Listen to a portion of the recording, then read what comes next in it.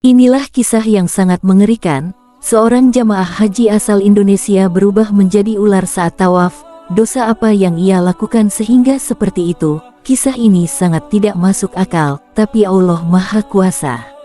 Semoga dengan adanya kisah ini menjadi pelajaran bagi kita. Sebelum lanjut, alangkah baiknya kita berselawat kepada Nabi kita Muhammad SAW, agar kelak kita bisa menunaikan haji yang mabrur. Amin, amin. Yang belum subscribe, silahkan subscribe terlebih dahulu. Dan beginilah kisah lengkapnya. Raka Alfarizi, pemuda 28 tahun, cerdas, tenang, dan karismatik. Dibesarkan di lingkungan kumuh Jakarta Utara, ia hidup dalam bayang-bayang kemiskinan dan kekerasan. Ia menjalankan bisnis gelap sebagai pengedar sabu, tetapi diam-diam menyisihkan uang untuk satu tujuan, menunaikan ibadah haji. Ustaz Marwan, tetangga sekaligus guru ngaji masa kecil Raka, sosok yang sabar dan lembut, yang selalu berusaha mengingatkannya.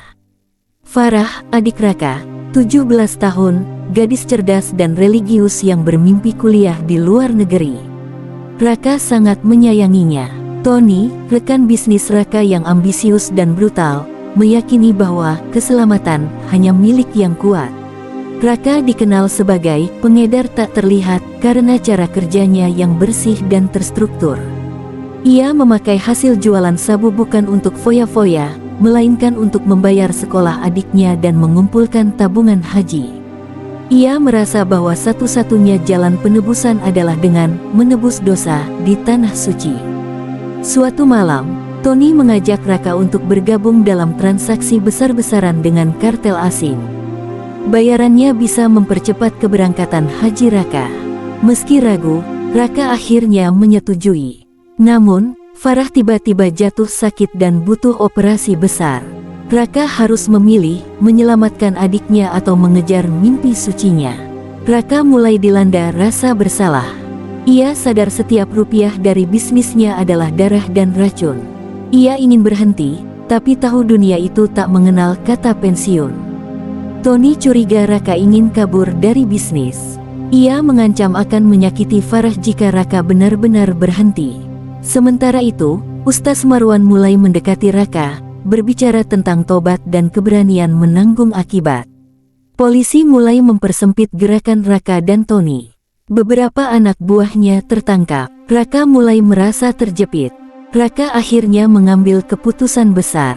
Ia menjual semua aset hasil bisnis kotornya, membayar pengobatan Farah, dan menyerahkan dirinya kepada polisi. Tapi sebelum itu, ia mengirimkan surat ke Kedutaan Arab Saudi melalui Ustaz Marwan, berisi pengakuan dosa dan permohonan izin berhaji sebagai bentuk pertobatan terakhir. Di penjara, saat menjalani hukuman, Raka mendapat kejutan, permohonannya diterima. Ia diizinkan menjalankan ibadah haji sebagai narapidana dengan pengawalan. Dunia heboh, media menyorot, sebagian menghina, sebagian menangis terharu. Di Mekah, Raka menangis di hadapan Ka'bah. Bukan karena dosa-dosanya sudah diampuni, tapi karena ia akhirnya memahami, haji bukan pelarian, melainkan perjalanan pulang pada Tuhan, pulang pada nurani. Tiba-tiba, Raka berubah menjadi ular berkepala dua di depan Ka'bah. Pada ketika itu ia meminta ampun kepada Allah. Ia tak meminta bebas, ia hanya ingin tenang, ingin sembuh seperti semula. Beberapa hari berlalu di tanah suci, akhirnya Raka kembali menjadi manusia seutuhnya. Ia kembali dipulangkan ke dalam penjara. Dari kisah ini menjadi pelajaran bagi kita. Ibadah haji yang dilakukan dengan uang yang halal akan menghasilkan penerimaan dan keberkahan dari Allah. Haji tersebut menjadi mabrur, yaitu haji yang diterima dan berdampak positif pada akhlak dan perilaku seseorang setelah pulang dari tanah suci. Sebaliknya, jika haji dilakukan dengan uang haram atau syubhat, ibadah tersebut bisa tertolak meskipun secara lahir telah dilaksanakan. Hadis Nabi SAW.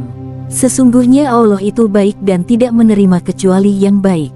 Hadis Muslim. Jadi, kesimpulannya, haji dengan uang halal adalah kunci untuk meraih haji yang mabrur dan keberkahan hidup di dunia dan akhirat.